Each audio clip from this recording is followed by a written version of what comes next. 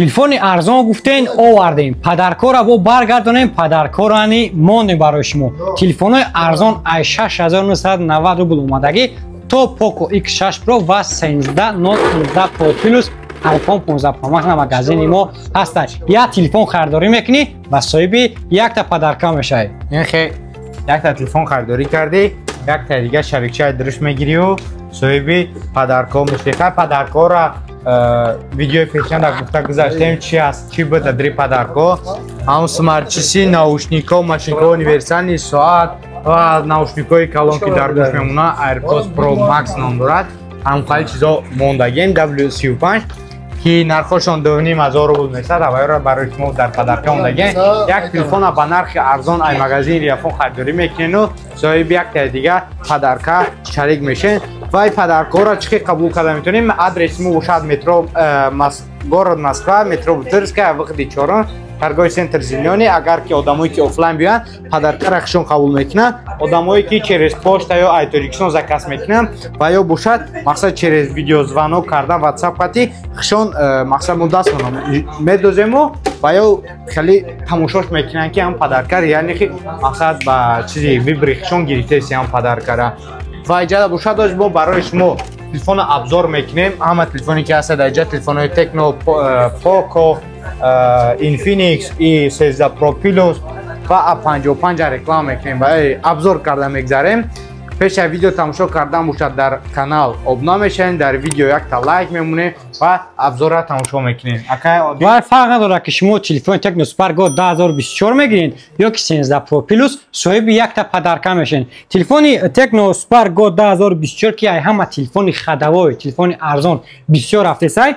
Мана дизайнш ахтон бинем ва ин телефон боша экранаш 60 Hz кор карда 5000 мАч батарейка, ҷои зарядякаш бо майдони чи ай Type-C ай. Арзона ҷои зарядак Type-C ҳичи намехарид. Дар дарини комплектатсияш пленка, кабел, чихол, любой чиз дорад. Просто мегири, активатсия мекунӣ, истифода кардан мегирӣ. Ин бошад телефони Infinix Hot CI, памяти оперативкаи 4+4, оперативкаш 8 метавонӣ карда, 128 гигабайт памят дорад.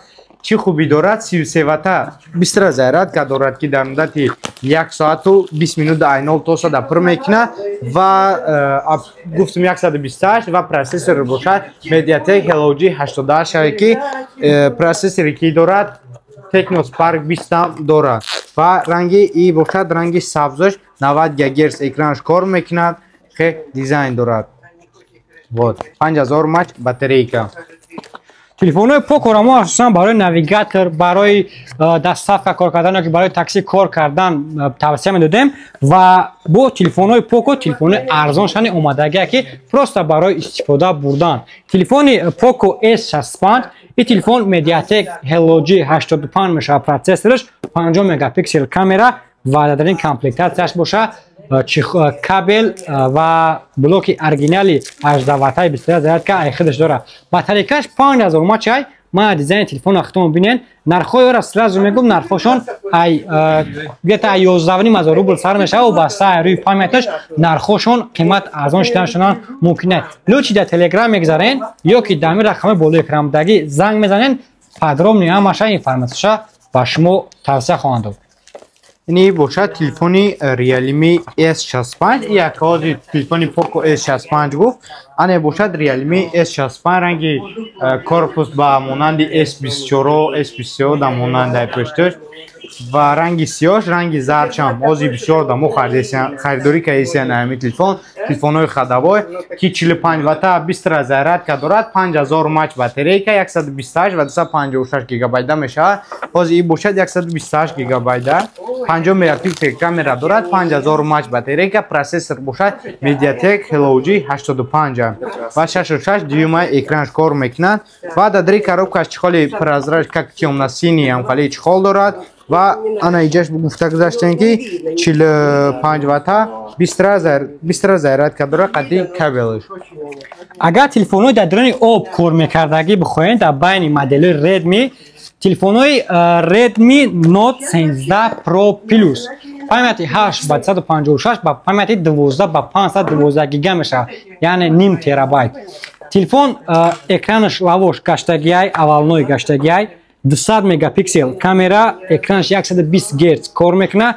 Процессор боша Mediatek Dimensity 7200 Ultra мешавад. дар даруни комплектаташ 120 ватта бистра зарядка дорад ки дар байни 19 минут телефонта айнол то 100% пур мекунад. Сар мехази ҳар вот ҳамешӯи миёд телефон 100% заряд гирифтагӣ. Нархҳои ё 856 тагаш аз 29990 рубл сар мешавад то 22990 рубла. Бо подробни дар рақамҳои экранбудагӣ занг бизанен ба шумо ба фикр нархша хато кардам аз 32990 рубл. Чо? Неудобно. Нархошам ай 30,000 рубл сар мешавад то 33,000 рубл. Да. Короче, 856 тага 3000 рубла, памяти оперативки 2512 тага. Ҳозираш иними ба числаи 17-ам, ирӯз 17 сентябр, ҳозираш нестем телефонмо кофтесем нафтесем. Фақат памяти 856 тага. Ну агар ки дертарак биёем, может телефона биёем. Ана е бошад Samsung A55, ира биё хитон да пеш хитон хевуиш кинема, чиқила 856 тага, оперативкаи 8128 тага мешавад дар телефон.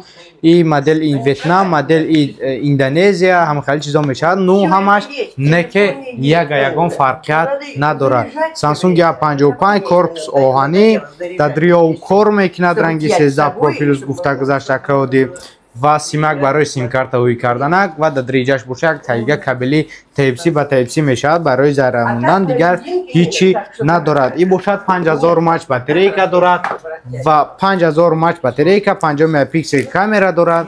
Отпечатки палец бошад дар рӯи экран, супер AMOLED экранаш кор мекунад. Фронтални камераш бошад 32 мегапиксел. Ҳамхе телефон запечатнич буд, распечатни кардем барои шумо ҷои зарядонаш Type-C ва и бошад дадриёв кор мекунад дар чуқури 1 метр 2 метр дар муддати 1 соат 2 соата кор мекунад. Метоне ай магазини риафон харидорӣ кунӣ. Номеро дар рӯи экрана. Акодил Poco X6 Pro чикину ва мо билетам дорем. Ҳар гап забра. И телефони ҳастае ки одамое ки галф тути ё ки футбол бозӣ мекунанд, игра бозӣ мекунанд, вохшон нағз медоданд ки телефон характеристикаш хеле ай. Я тариф ҳам карданам дар кор нестай. Телефони Poco X6 Pro просто так мегзарам. 64 мегапиксел камера, 5000 мАч батарейка, ҷои зарядтак Type-C, калонкаш стереодинамика, ҳамаи боло, ҳамаи поён мехона калонкаш. Ва ино параметрашон 856 мешаванд ва 12 ба 512 гига мешаванд. Рақамҳо дар болои экран как всегда метонин занг бизанин, нархи наво бохабар шавед, метонин ки закасам кунен. Дар магазини мо есть лишто авиакасам ҳастай, ба кадоме ки билет дар кор мешавад, любой сан билет ҳастай, хоҳ Тоҷикистон, хоҳ Узбекистон ё ки любой странаи дига. Просто меои ҳамҷа паспорта мемонӣ, билета мегирӣ мерай. Одамое ки адреса медонин. Одамое ки адреса намедонен, рақамҳои ин болои экрандага занг мезанен, ин рақамҳо чиста ай авиакаса ҳай, занг мезанен ва мепурсен ба кадом сан билет ки мехоҳен. Паспортро WhatsApp равон мекунен, яка бошад билетона гирифта, соҳ саломат ба хонатон рафта мерасем. Айҷада бошад 3-4 дақиқа телефон мондаг, аз шумо да обзор кардан нагзашем, просто вақт дроз нашавта. Дар видеои навбатӣ шумо да обзор кардан мегзарем. Ну дига видеомона тамошо кунед, точно ёро обзор кардагем, просто я ҳафта пас мо телефонҳоро обзор кардан мегзарем, видеои нав кардан. Саломату нобод бошед.